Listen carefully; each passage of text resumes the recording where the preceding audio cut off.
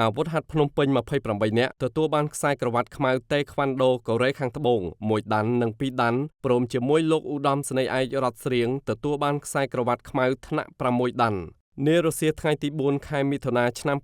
2025នៅបញ្ជាការដ្ឋានកងរាជអាវុធហត្ថរាជធានីភ្នំពេញបានប្រារព្ធពិធីប្រគល់វិញ្ញាបនបត្រជូនដល់គ្រូបង្គោលកីឡាតេខ្វាន់ដូនៃកងរាជអាវុធហត្ថរាជធានីភ្នំពេញចំនួន28នាក់ក្រោមអធិបតីភាពលោកឧត្តមស្នេហ៍ឯករតស្រៀងមេបញ្ជាការរងកងរាជអាវុធហត្ថលើផ្ទៃប្រទេសមេបញ្ជាការកងរាជអាវុធហត្ថរាជធានីភ្នំពេញនិងលោកផាកហ៊ីដេតំណាងស្ថានទូតសាធារណរដ្ឋកូរ៉េខាងត្បូងប្រចាំកម្ពុជាដោយមានការចូលរួមពីលោកគ្រូជម្រើសជាតិកីឡាតេខ្វាន់ដូប្រចាំកម្ពុជាគ្រូក្បាច់គុនការពារខ្លួនគូគីវុនសាធារណរដ្ឋកូរ៉េខាងត្បូងព្រមទាំងលោកមេបញ្ជាការរងនាយសេនាធិការរងប្រធានអនុប្រធានមន្ត្រីនាយរងការិយាល័យលោកមេបញ្ជា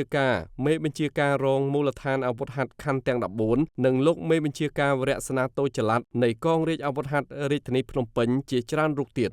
ក្នុងឱកាសនោះលោកផាកហ៊ីដេបានថ្លែងកោតសរសើរនិងវាយតម្លៃខ្ពស់ចំពោះក្រុមគ្រូបង្គោលអាវុធហត្ថរាជធានីភ្នំពេញដែលបានយកចិត្តទុកដាក់ខិតខំប្រឹងប្រែងហ្វឹកហាត់ក្បាច់គុនតេខ្វាន់ដូប្រកបដោយស្មារតីទទួលខុសត្រូវខ្ពស់រហូតទទួលបានសមិទ្ធផលដូចថ្ងៃនេះដែលក្នុងចំណោមគ្រូបង្គោលទាំង28នាក់គឺទទួលបានវិញ្ញាបនបត្រទទួលស្គាល់កម្រិតខ្សែក្រវ៉ាត់ខ្មៅថ្នាក់2ដាន់ចំនួន12នាក់និងថ្នាក់1ដាន់ចំនួន16នាក់ហើយកន្លងមកក្រុមគ្រូបង្គោលទាំងនេះក៏បានផ្លាស់ប្ដូរគ្នាចូលរួមប្រកួតតេខ្វាន់ដូ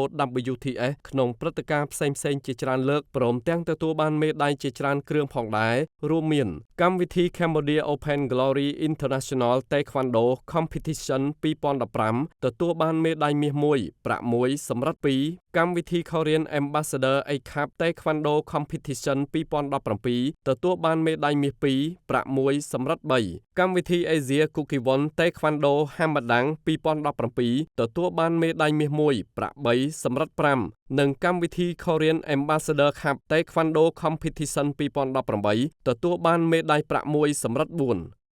បន្ទាប់ពីលោកផាកហ៊ីដេបានថ្លែងកោតសរសើរនិងវាយតម្លៃខ្ពស់ចំពោះសមត្ថភាពក្រុមគ្រូបង្គោលរួចមកលោកគ្រូជម្រើសជាតិកីឡាតេខ្វាន់ដូកូរ៉េខាងត្បូងប្រចាំនៅកម្ពុជាបានធ្វើការប្រគល់វិញ្ញាបនបត្របញ្ជាក់ខ្សែក្រវ៉ាត់ខ្មៅទាំងថ្នាក់2ដាន់និងថ្នាក់1ដាន់ដល់គ្រូបង្គោលគ្រប់គ្នាព្រមជាមួយគ្នានេះផងដែរលោកគ្រូព្រឹទ្ធាចារ្យចុងប៊ុនហ៊ិននៃអគ្គស្នងការតេខ្វាន់ដូពិភពលោកកូគីវុនកម្រិត8ដាន់បានបំពាក់និងប្រគល់វិញ្ញាបនបត្រជាន់ខ្ពស់បញ្ជាក់កម្រិតខ្សែក្រវ៉ាត់ខ្មៅថ្នាក់6ដាន់ដល់លោកឧត្តមស្នេហ៍ឯករតស្រៀងព្រមទាំងថតរូបទុកជាអនុស្សាវរីយ៍ក្រោមបរិយាកាសសប្បាយរីករាយស្និទ្ធស្នាលបំផុតជាចុងក្រោយលោកឧត្តមស្នេហ៍ឯករតស្រៀងក៏បានថ្លែងអំណរគុណយ៉ាងជ្រាលជ្រៅបំផុតចំពោះកិច្ចសហប្រតិបត្តិការដ៏ល្អរបស់ភាគីកូរ៉េខាងត្បូងដែលតែងតែបានជួយជុំជ្រែងផ្ដល់គ្រូបង្វឹកក្បាច់គុនតេខ្វាន់ដូរួមទាំងសម្ភារៈជាច្រើនក្នុងការបណ្ដុះបណ្ដាលយ៉ាងយកចិត្តទុកដាក់ដល់ក្រុមគ្រូបង្គោលអាវុធហត្ថរាជធានីភ្នំពេញនាពេលកន្លងមកក៏ដូចជាការប្រគល់វិញ្ញាបនបត្រជាន់ខ្ពស់បញ្ជាក់កម្រិតខ្សែក្រវ៉ាត់ខ្មៅថ្នាក់